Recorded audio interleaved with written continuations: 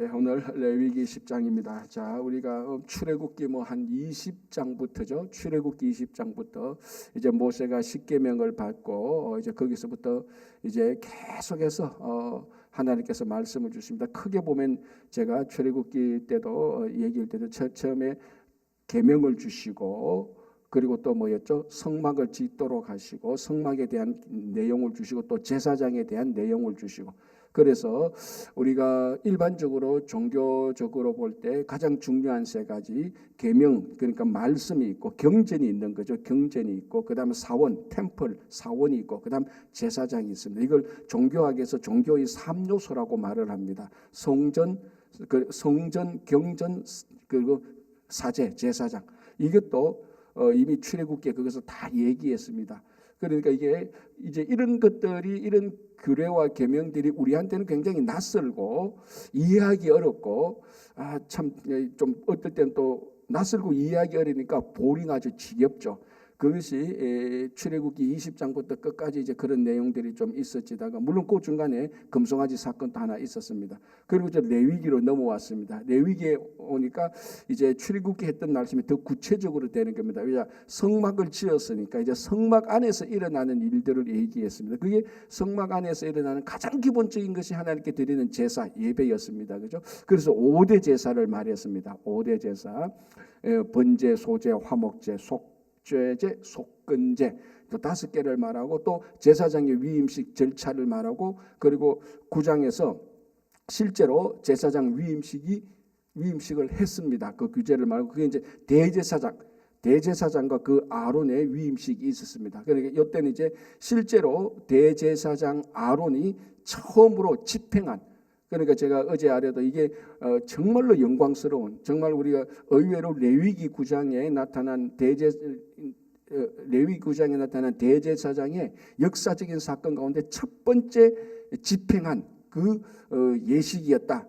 굉장히 영광스럽고 중요한 내용이었습니다.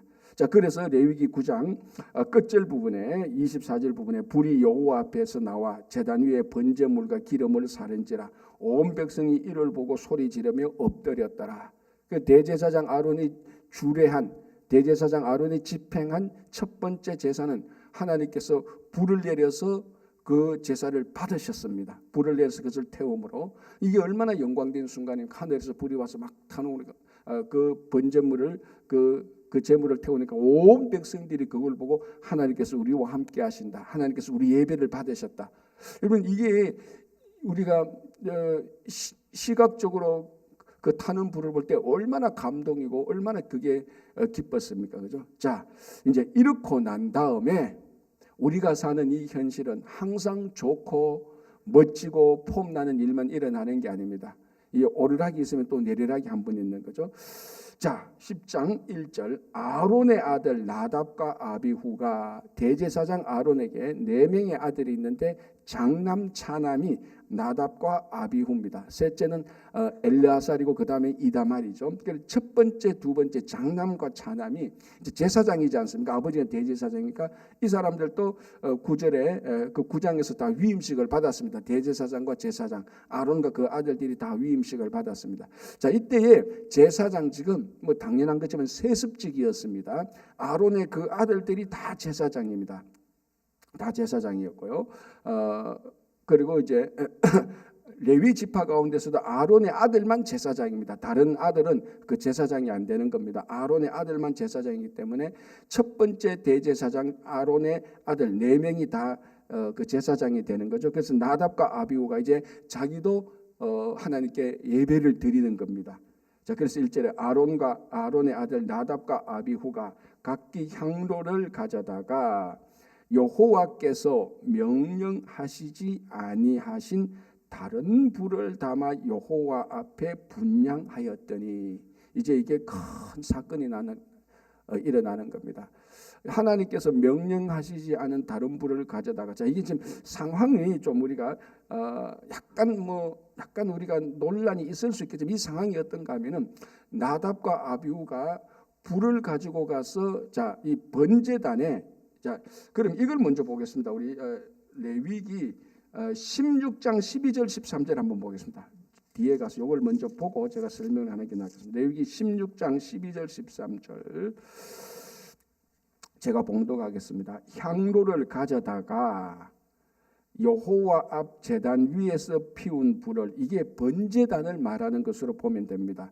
여호와 앞 제단 위에 피운 불을 그것에 채우고, 그 향로에 불이 필요하지 않습니까? 이 불을 어디에서 가져오느냐? 번제단에서 제사를 하지 않습니까? 그 번제단에 당연히 불이 있을 것 아닙니까? 그래서 그 불을, 그 번제단의 불을 가져다가 그 향로에 채웁니다. 다른 불을 가져오면 안 됩니다. 이제 이게 키 포인트입니다. 가져다가 그것에 채우고 또 곱게 간 향기로운 향을 두 손에 채워 가지고 휘장 안으로 들어가서 여호와 앞에서 분향하여 향년으로 정극계 위 속죄서를 가리게 할지니 그리하면 그가 죽지 아니할 것이라. 요 약간 이제 성소에 들어가는 장면이 약간 애매한데, 이제 다른 규례하고 합치면은 성소에는 세 개가 있다 그랬습니다. 향단이 있고 번제단, 향단이 있고 떡상이 있고 등잔대가 있습니다. 그죠? 그리고 이 향단이 향을 피워야 되는 겁니다. 향단이 향을 피우려면 불이 있어야 되는 거죠. 당연히. 불 없이 어떻게 피웁니까? 그러니까 이 불을 어디서 가져오냐? 번제단에서 번제단에서 제사할 때 있던 그 불을 가지고 제사장이 들어옵니다. 성소에는 제사장만 들어올 수 있으니까, 그죠? 일반 백성이 못 들어갑니다. 제사장이 들어가서 그 향단에 불을 피우는 겁니다. 그래서 향이 나도록 하는 겁니다.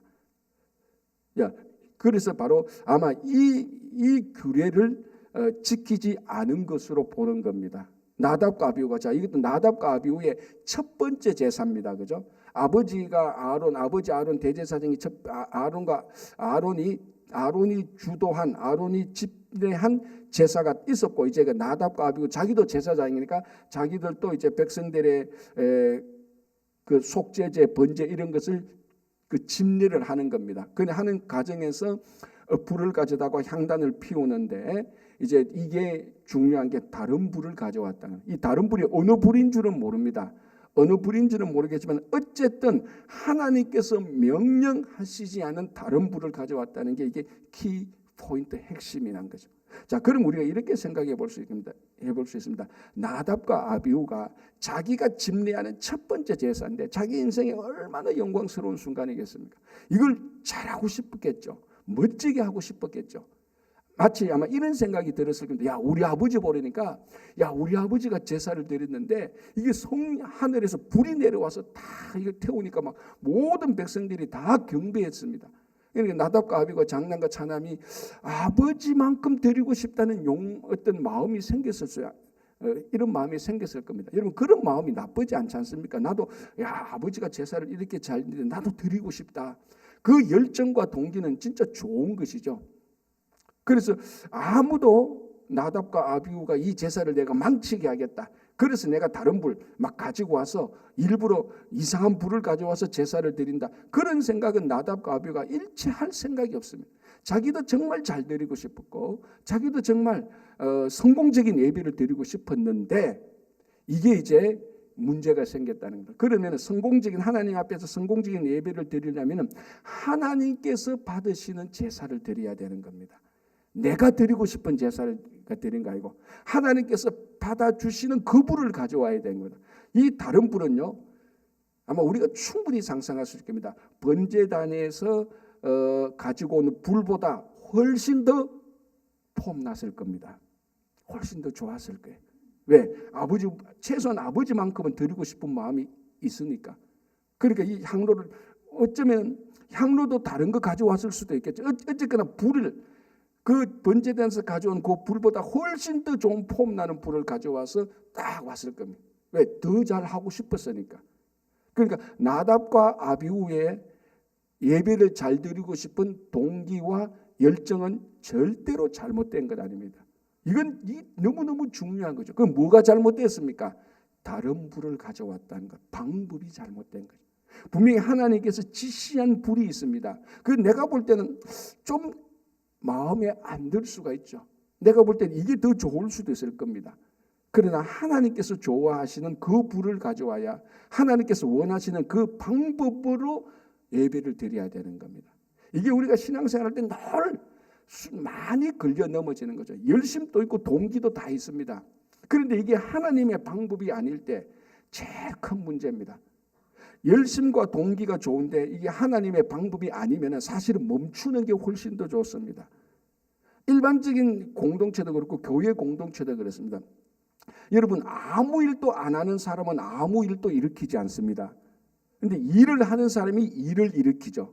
좋은 일을 하면 좋은 결과가 나온 것이고 나쁜 일을 열심히 하면 나쁜 결과가 나오는 거다. 그래서 나쁜 일을 한다는 것은 동기도 잘못될 수도 있고 열정도 잘못될 수도 있습니다. 그런데 우리가 오늘 이 본문을 보면서 진짜 조심스럽게 생각해야 하는 것은 야, 동기와 열정이 있으면 다 옳은 거구나. 그거 아니죠. 방법이 옳아야 되는 겁니다. 가끔 어떤 사람이 이렇게 합니다. 나는 열정이 있으니까 다 좋습니다.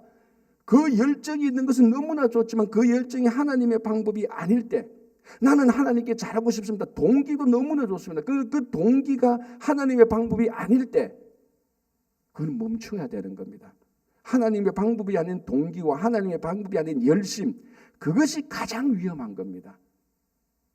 오늘 그 케이스가 바로 이겁니다. 차라리 나답과 아비후가 제사를 안 드렸으면 안 죽었죠. 자, 2절 보겠습니다. 불이 여호와 앞에서 나와 그들을 삼키매. 자, 이 불은 무슨 불입니까? 9장 24절에 나타났던 그 불입니다. 아론이 집례한 대제사장 아론이 집례했을 때 하나님께서 기뻐서 그 예물을 받는다는 의미로 불을 내려서 태운 그 불이 이번에는 아론의 아들 나답과 아비후를 삼키는 불이 되어버렸습니다. 그러니까 우리가 성령의 불이 우리가 잘못하면 우리를 소멸시키는 불이 될 수 있다는 겁니다. 이게 뭐가 중요하냐? 방법이 중요한 겁니다. 목회를 할 때도 저는 목사니까 목회를 할 때도 가장 힘든 부분이 이겁니다. 이 방법이 하나님께서 보시기에 좋은 건가? 자, 열정과 동기는 내가 뭐 진짜 그 목회하고 싶은 열정이 있죠. 목회를 잘하고 우리 교인들이 좋아지고 이 교회를 통해서 좋은 일이 많이 일어나고 그래서 하나님께 기뻐하고 그래서 하나님께 영광 돌리고 싶은 이 열정과 동기가 없는 목사들은 거의 없습니다. 사꾼 목자 외에는 대부분의 목사들은 이 동기와 열정이 다 있습니다. 그럼에도 불구하고 자꾸 넘어지고 깨어지는 이유는 동기와 열정의 문제가 아니고 방법의 문제입니다. 이 방법이 과연 하나님께서 좋아하시는 방법인가? 이 방법 때문에 성도 간에 갈등이 생기는 거죠. 자, 교회가 분열이 생기고 어려움이 생길 때 양쪽을 불러서 가끔 이제 노예 가면 그런 일을 해야 될 때가 있습니다. 교회가 이제 노예 가면 어쩔 수 없이 노예원이기 때문에 다른 교회 그 분열이 있을 때는 이제 가서 그 도와주는 뭐 조정위원회나 화해위원회나 아니면 정권위원회 그 위원으로 갈 수밖에 없습니다. 임명하면 노예가 임명 가야 되는데 몇 케이스를 보면은 이쪽도 옳고 이쪽도 다 옳아요. 가만히 보면은 반대하는 사람도 교회를 위해서 한단 말이죠. 찬성하는 사람도 교회를 위해서 한다는 겁니다. 그런데 왜 싸우느냐? 방법이 완전히 다른 겁니다. 방법이. 근데 가만히 보면은 어느 한쪽은 인간적인 방법을 쓰는 데가 있어요. 어느 한쪽은 그래도 하나님의 방법을 하려고 하는 데가 있단 말이죠. 그럼 이제 노예에서 그 조정위원회, 화의위원회 가서는 하나님의 방법으로 선 쪽의 편을 들어줘야 되죠. 그게 중요하니까. 오늘 바로 이겁니다.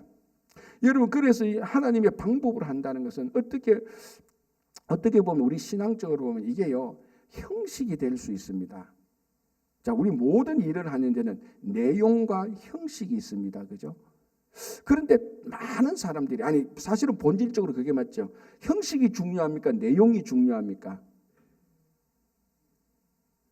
사실은요. 이게 50대 50으로 저는 둘 다 중요하다고 생각을 해요. 미안합니다. 목회를 계속 하다 보니까. 그러니까 물이 중요합니까? 그릇이 중요합니까? 그릇 없으면 물은 담을 수가 없어요. 그릇 없으면 물은 땅바닥에 버려야 된다고. 물론 본질적으로 내용이 더 중요합니다. 본질적으로 그릇보다 물이 더 중요하죠. 그러나 이 본질은 형식이 없으면은 그릇이 없으면 본질은 본질로서 존재하지 못하는 겁니다. 본질로서 존재할 수 있는 것은 형식입니다. 내용이 진짜 그 내용이 될 수 있도록 존재하는 것은 형식이에요. 형식이 없으면 형식이 잘못되면요. 내용은 반드시 잘못되도록 되어가 있습니다. 그래서 형식이 뭐가 중요합니까? 내용이 중요하죠. 맞습니다. 그 말이 맞아요. 정말 맞아요. 목회할 때도 형식 위주로 가지 말고 내용 본질을 봐야죠. 그런데 이 형식이 이런 형식으로 해도 되고 이런 형식으로 해도 되고 A도 괜찮고 B도 괜찮을 때는 형식은 안 중요해요. A를 하든 B도 하면 되니까. 그런데 A가 하나님의 방법이고 B가 인간의 방법이면 B는 하면 절대로 안 되는. 왜? B를 하면은 그 안에 열정과 동기도 다 어그러지는 거예요. 그러니까 이 방법이라는 것이 본질을 지킬 수 있는, 본질을 본질대로 지킬 수 있는 겁니다. 다시 말하면 형식이라는 것이 내용을 내용대로 그대로 보존할 수 있는 겁니다. 그래서 형식이 중요하죠. 그러다가 또 자칫하면은 내용은 팽개치고 형식만 하면은 이게 또 율법주의자가 되고 또 형식주의자가 되는 거예요. 이 두 개를 같이 가지고 가야 되는 겁니다. 같이 가지고. 그래서 이 형식, 동기와 열정이 잘 보존되기 위해서는 형식이, 방법이 하나님의 방법이어야 되는 겁니다.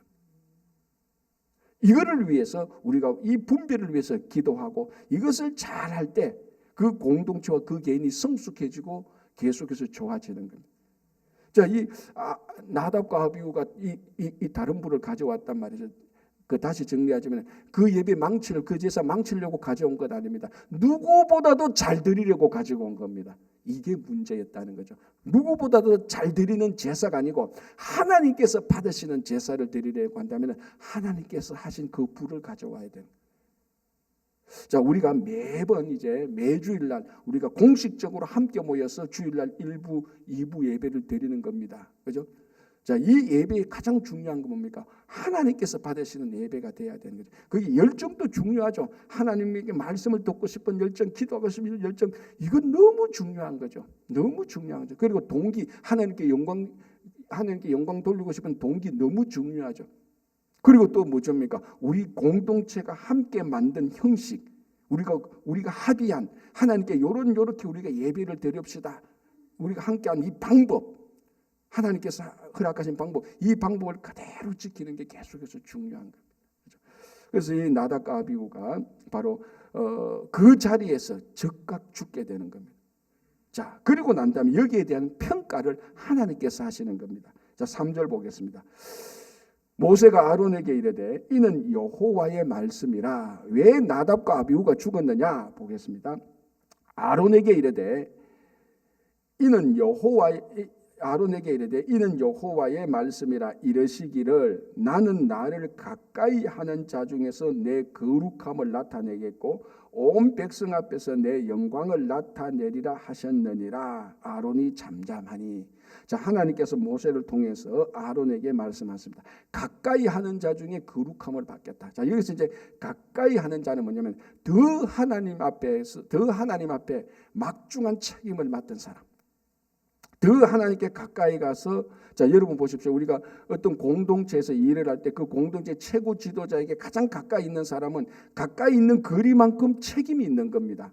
그러니까 거리라는 것은 책임과 권한의 표시입니다. 우리가 정치할 때 늘 그러지 않습니까? 문고리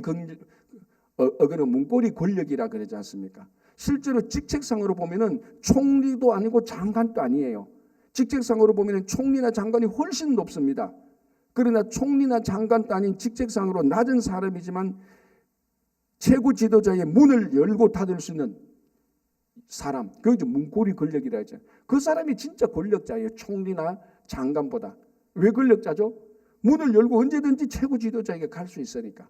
그러니까 거리라는 것은 누구와 함께, 거리가 어느 정도냐, 이게 가장 이 사람의 권력이 얼마나 큰지, 그 권력에 따른 책임이 얼마나 큰지를 보여주는 겁니다. 디스턴스라 그러죠.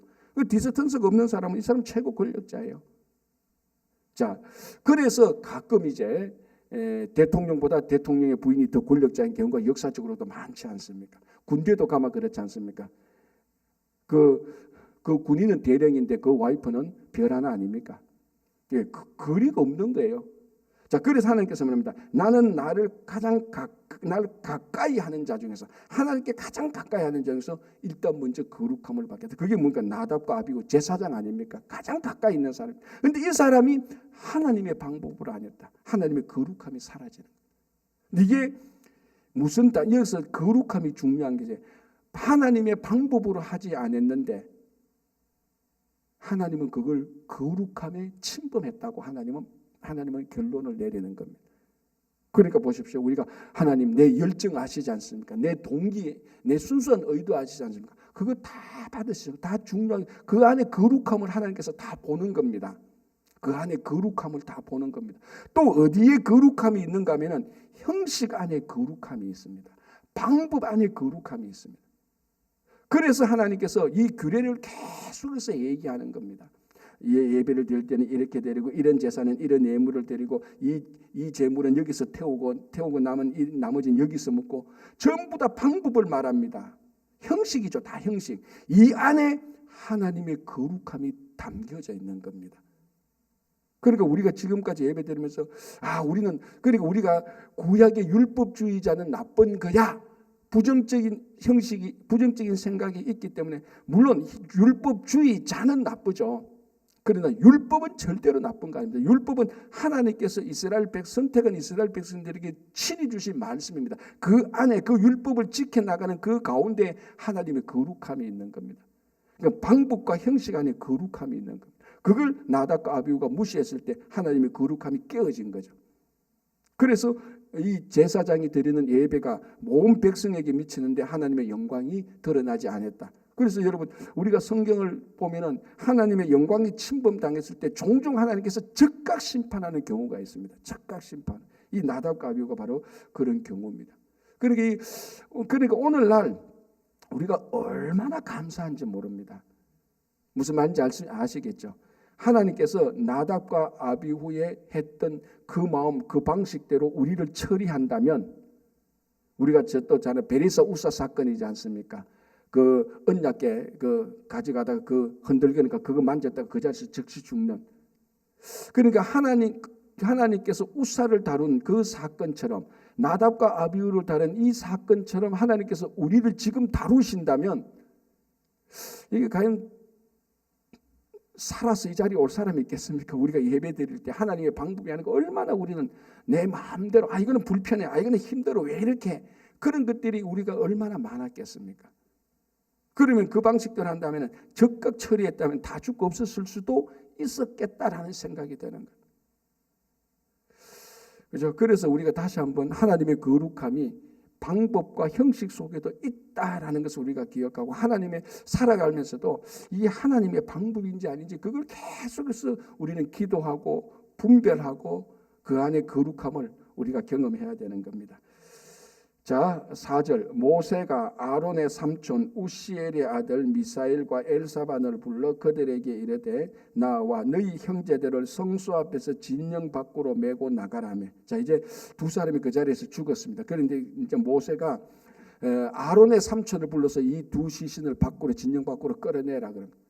자, 그러면은 질문, 왜 아론 보고 시키지 않고 왜 이 아론의 아들 그러니까 나답과 아비후의 동생이 있단 말이죠. 엘르아살과 이다말이 있습니다. 다음에 요 보면은 그럼 그 가족들한테 시켜야지. 왜 그랬을까?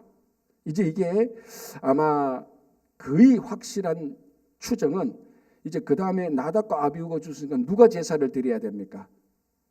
첫째, 둘째가 죽었으니까 셋째, 넷째가 제사를 드려야 됩니다. 제사장이니까 엘르아살과 이다말이 제사를 드려야 됩니다. 근데 제사장은 죽은 시신과 터치해서는 안 되는 겁니다. 부정을 타니까. 아마 그렇게 해서 그 다음 더 하나님께서 원하시는 제사를 위해서 엘르아살과 이다말 셋째 넷째 아들은 자기 형의 시신에 터치하지 않도록 그 친척을 통해서 시신을 처리하는 겁니다. 자, 그리고 보십시오. 5절 그들이 나와 모세가 말한 대로 그들을 옷 입은 채 진영 밖으로 메어내니 모세가 아론과 그의 아들 엘르아살과 이다말에게 그러니까 아론의 셋째 넷째 아들이죠. 이르되 너희는 머리를 풀거나 옷을 찢지 말라. 자, 이게 지금 오히려 너희는 지금 너희 형들이 죽었으니까 옷을 찢고 머리를 풀어야 되는 것 아닙니까? 자기 친형이 죽었는데 그게 또 율법이 뭐냐면 그 가족들이 할 때 장례식하는 모습인데 그렇게 하지 말라는 겁니다. 참 무정하죠, 그죠? 아니 하나님께서 첫째, 둘째 아들을 죽여놔놓고 셋째, 넷째 아들한테는 애도도 못하게 만들어버리는 겁니다. 참 무정하게 보이는데 이게 왜냐하면 자 보십시오. 너희는 머리를 풀거나 옷을 찢지 말라. 그리하여 너희가 죽음을 면하고 여호와의 진노가 온 회중에게 온 회중에게 미침을 면하게 하라. 오늘 오직 너희 형제 이스라엘 온 족속은 여호와께서 치신 불로 말미암아 슬퍼할 것이니라. 자, 이게 뭔가 하면은 엘르아살과 이다말은 그래도 여전히 제사장입니다. 자, 제사장은 지금 하나님의 일을 해야 되는데 지금 이 장례, 자기 형의 장례 때문에 머리를 풀거나 옷을 머리를 풀거나 옷을 찢지 말고 머리를 풀거나 옷을 찢고 제사가 하는 것이 아니고 지금 장례를 하는 게 아니고 여전히 너희들은 공적 의무를 수행하는데 매진하라는 겁니다. 자, 그리고 보십시오. 너희 형제 이스라엘 온 족속은 여호와께서 치신 불로 말미암아 백성들은 백성들은 나답과 아비고 죽은 것을 애도할지라도, 왜냐하면 백성들을 대표한 제사장이니까 제사장의 죽음을 백성들은 애도할 수 있지만 너희들은 지금 제사장이니까 나답과 아비고 없어요. 너희들은 이스라엘 백성들 앞에 나와서 공적 의무를 행하는 게 더 우선이라는 것입니다. 어떻게 보면 참 무정하게 보이는 겁니다. 자기 형이 죽었는데 애도할 시간도 안 주고, 야 너희들 지금 쉽게 말하면 이겁니다. 네가 지금 애도할 거냐? 너 지금 뭐냐? 제사장 아니야? 백성들을 위해서 제사를 드려야 될 너희들이 지금 너희 형 죽었다고 지금 장례하면 안 돼. 빨리 너희들 제사를 들어가. 이렇게 말하는 것 똑같습니다. 어떻게 보면 진짜 무정하고 매정한 것으로 보입니다. 그런데 여기서 우리가 중요한 것은 이 제사장에게 주어진 하나님의 그 공적 의무가 얼마나 중요한가를 얘기해 주는 겁니다. 그래서 공적 의무에 봉사하는 사람은 우리가 흔히 하는 말듯이 공과 사를 분명히 구별할 줄 알아야 되고, 사적인 일로 인해서 공적인 의무가 방해받아서는 안 되는 겁니다. 우리가 신앙생활 할 때도 이런 이제 혼란이 생길 때가 있죠. 그래서 우리는 정말 성숙한 사람은 공적 의무에 우선순위를 두는 겁니다. 그게 성숙한 거죠. 특히 이제 나답과 아비후가 죽고 없는데 엘르아살과 이다말조차도 예배 안 드리고 제사 안 드리고 엉엉 울고 머리 풀고 옷 헤치고 하면은 누가 제사를 드릴 거냐? 공적 의무를 먼저 해라. 이게 그만큼 중요하다는 것을 얘기하고 있습니다. 자, 8절 보겠습니다. 여호와께서 아론에게 말씀하였으되, 자, 이 일이 일하고 난 다음에 이제 제사장이 회막에 들어갈 때 회막에서 어떤 규례를 행해야 되는가를 명령하고 있습니다.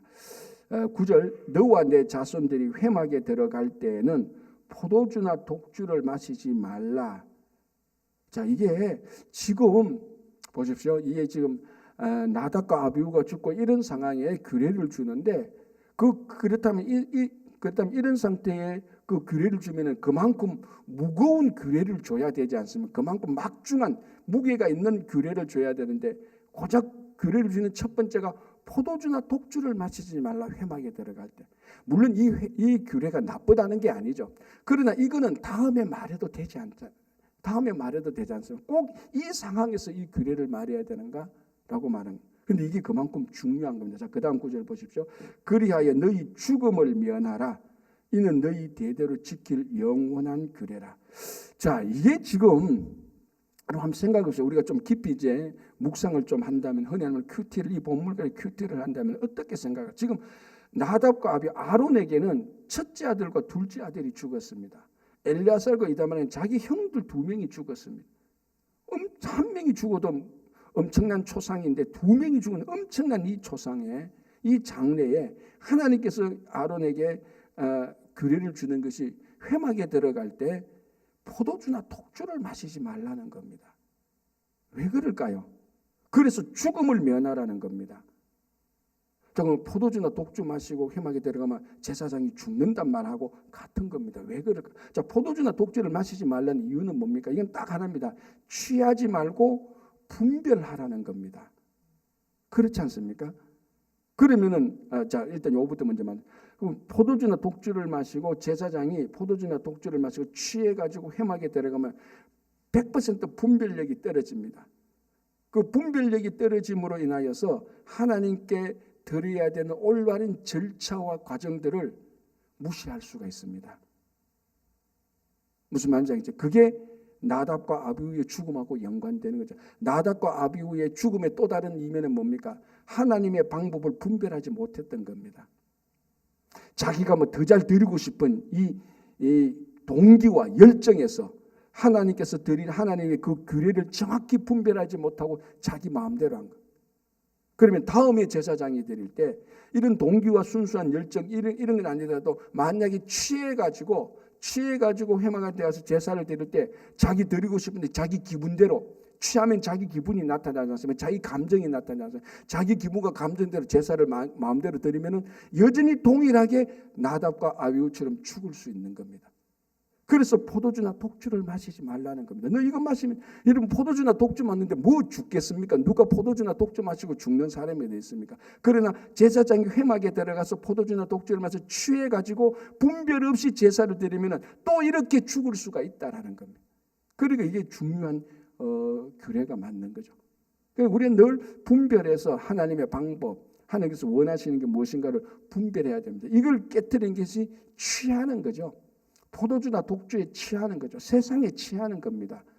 자기 쾌락에 취하는 것이고 자기 명예와 자기 사람들에게 있는 인기에 취해가지고 어쩌면 자기 열정과 자기 동기에 취해가지고 하나님의 방법을 분별하지 못할 때가 있습니다. 그러면 다 죽는 겁니다. 너희 죽음을 면하라는 겁니다. 자, 그러면 이제 이렇게 말할 수 있겠죠. 그럼 목사님, 회막에 안 들어갈 때 마시면 되잖아요. 맞잖아요. 오늘 분명히 뭐냐, 회막에 들어갈 때에 포도주나 독주를 마시지 말라고. 그건 목사님 말 들어보니까 맞네요. 그 회막에 들어갈 때 취해가지고 분별 없이 제사 드렸다가는 그 뭡니까 제사 다 드렸다가 죽을 수 있겠구나. 하나님 방법대로. 그러면 회막에 안 들어갈 때 마시면 그거는 뭐 회막에 들어갈 이유도 없고 분별할 이유도 없으니까. 논리적으로 맞는 것 같은데 거기에 함정이 있습니다. 자, 회막에 들어가지 않을 때 포도주나 독주를 마시는 여기는 알코올이라는 것은 근본적으로 우리 몸을 중독을 시키는 겁니다. 근본적으로.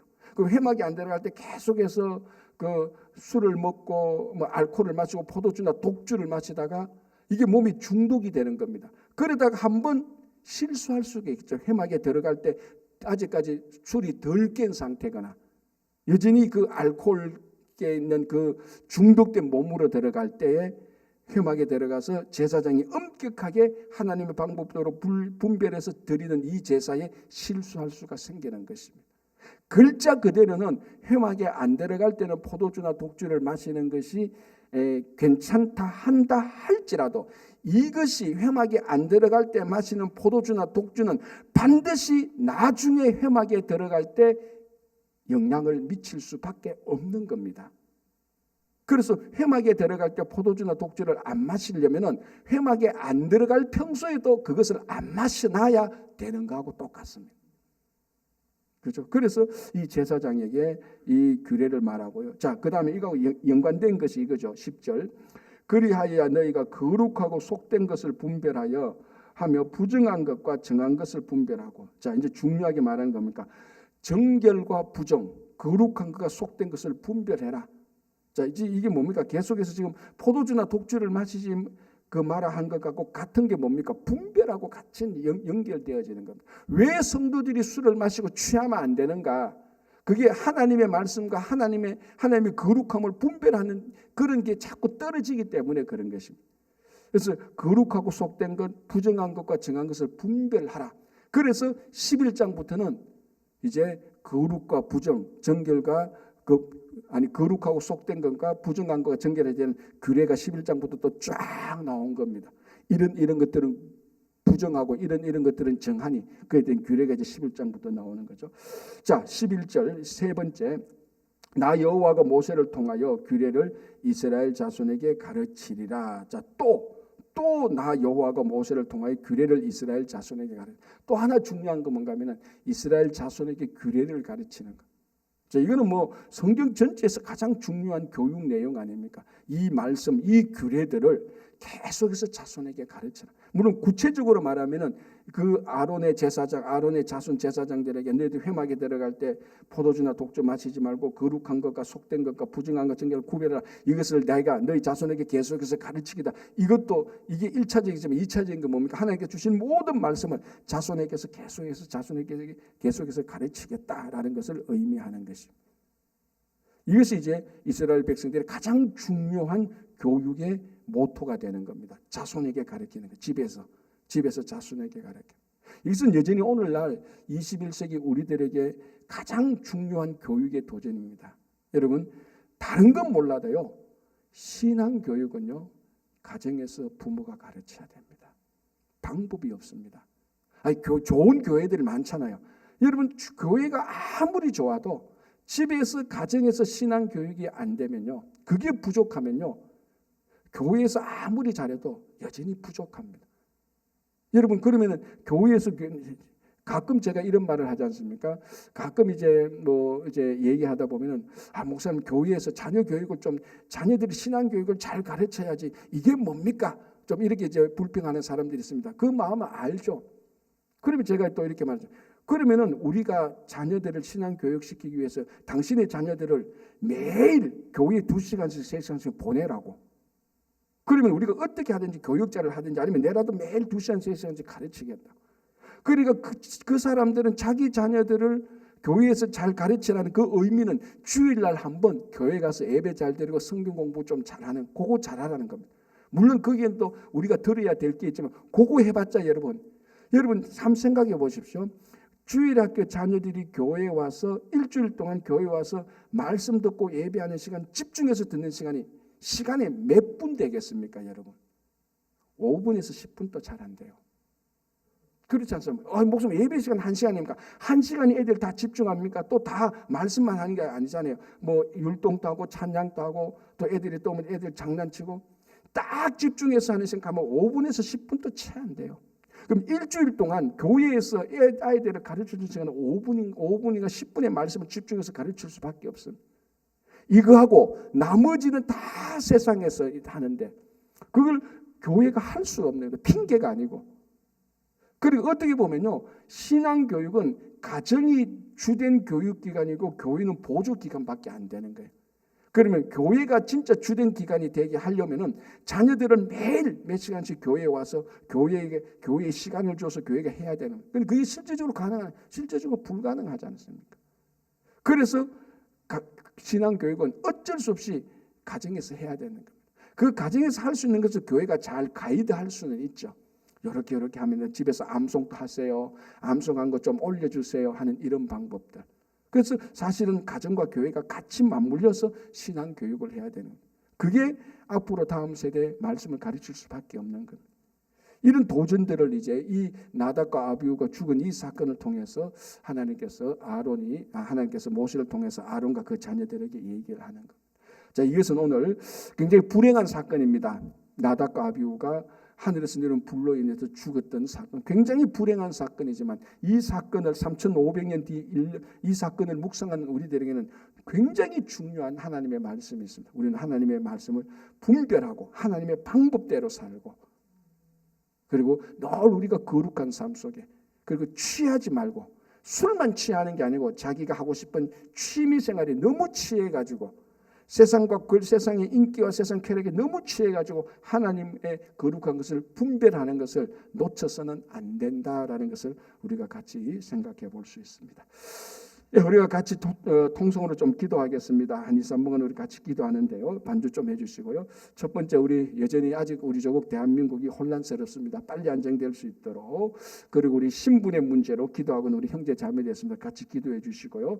3월 28일부터 30일까지 부흥에 있습니다. 우리 김영봉 목사님, 좋은 목사님입니다. 오셔서 말씀 잘 전하시도록, 우리 모든 성도들이 다 참여할 수 있도록, 우리 부흥에 은혜 받을 수 있도록 기도하시고, 네 번째는 건강.